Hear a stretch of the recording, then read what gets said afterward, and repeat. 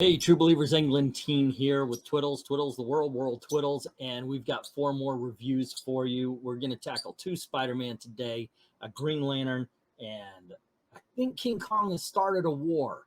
So we got to talk about that as well. So kick back, relax, and let's get this party started.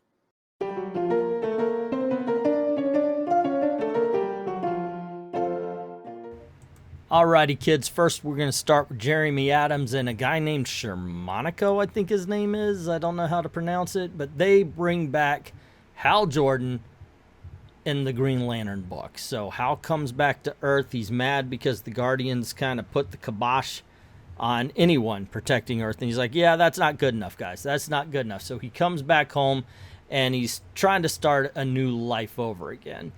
I like this book, but I've got problems with it. And I think it's written well. I don't know about the characterization, though, of Hal Jordan nor the way he's drawn. And here's the reason why. Hal Jordan is seasoned. He's older. He should be definitely 30 to 35 at the minimum. And they draw him, and he acts as if he's still in his mid to young 20s. He's not that guy anymore.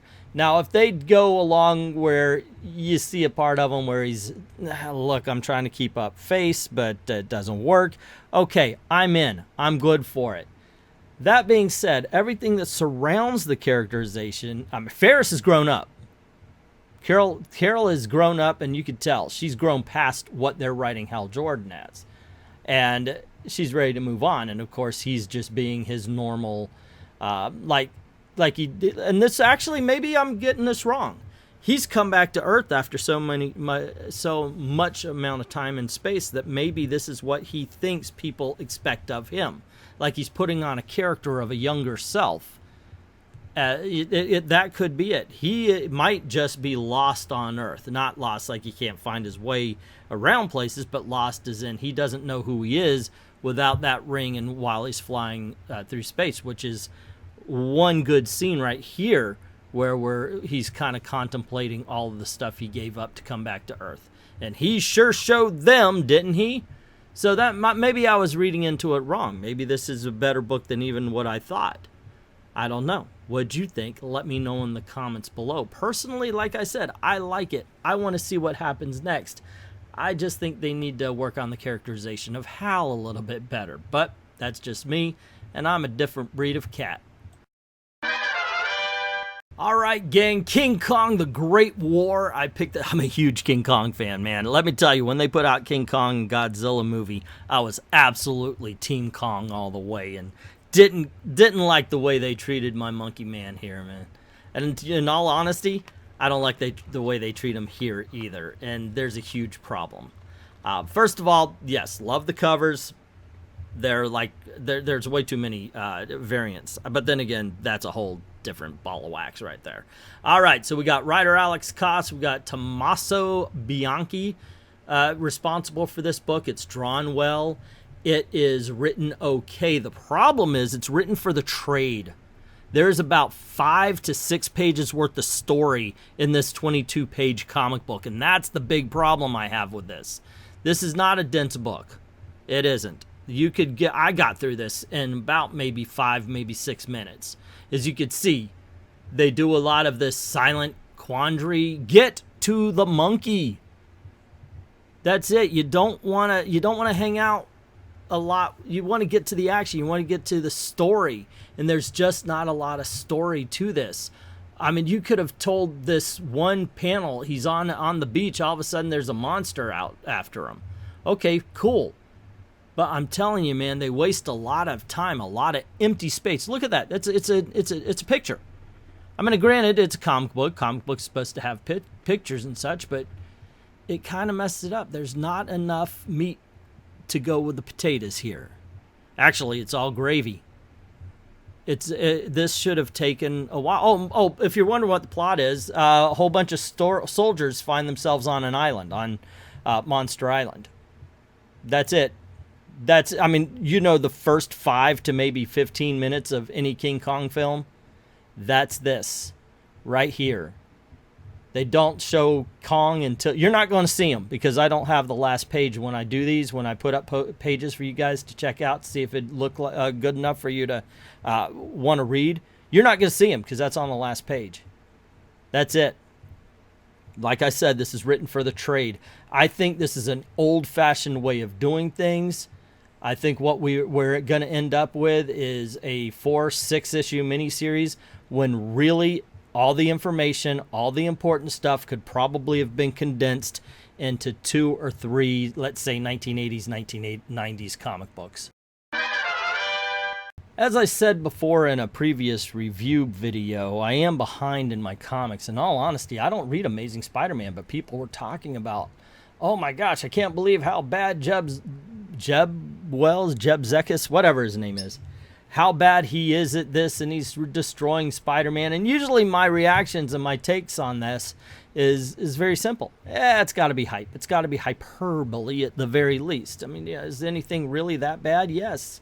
Yes, it is. And I should know better because Marvel Comics and DC Comics both have a side to their books that seem to be actively trying to ruin each character. And here is a subject when you're dealing with Mary Jane, when you're dealing with Spider-Man, put them together. But no, Marvel is insistent on not giving fans what they want. What we get here is Spider-Man trying to get to a dimension to go and save Mary Jane. That's it. It's a kind of a shallow book. And it's one more where it's just... I don't know, everything, it just seems like there's not enough story to go along to deal with the pictures. We've got a guy who's some sort of god in another dimension that kept Mary Jane there. Spider-Man shows up, needs to rescue her. Of course, that's when he finds out that Mary Jane's married with kids. Go figure. Holy crap, that got a lot of people kind of messed up because, once again, they want Mary Jane and Spider-Man together, and Marvel says, no, we're not going to do that for you. Now, the best thing about Amazing Spider-Man number 25 by Zeb Wells and Carr Andrews is that it makes you long for the quality of issue number 24. Now, I did not like this book at all. Mainly because the first 5 or 6 pages kind of rehashes and retells the story that's told in issue number 24. Granted, it goes a little bit more into the story, so if you hadn't, like myself, read 23, 22, 21, whatever, it's going to catch you up. But some of this, yeah, dude, we've seen it before. It's like the Kong book. Get to the point, cha-cha. I got a life to lead. Alrighty? I don't know. This is Mary Jane. Mary Jane's in another dimension, and all of a sudden, she becomes an army chick. Now, if the time, as Peter is saying, that the time seems to have gone by slower for Mary Jane. She's older than him now. I'll tell you what. One thing that I have been lamenting is the loss of the side character. Making Mary Jane an action star. That, to me, is not all that great. I want supporting characters again. Overall, was this book horrible? Yes, but was it? No, I'm just kidding. It wasn't. It's not great, guys. The storytelling, the characterization of Mary Jane. Now, granted, she's put into another dimension for a long time. Peter's never stopped looking for her, but I don't know. I want the supporting characters back. Maybe that's more on me than the book itself. You could tell me in the comment section, am I being too rough on this? Am I putting too much of myself into this review rather than reading the book itself? It didn't hurt me physically, but I still didn't like it. All right, gang, there you go. Those are the reviews. Do you agree? Do you disagree? How? Let me know in the comments below. And just because I like to do this, hang out and find out what was the best and what was the worst.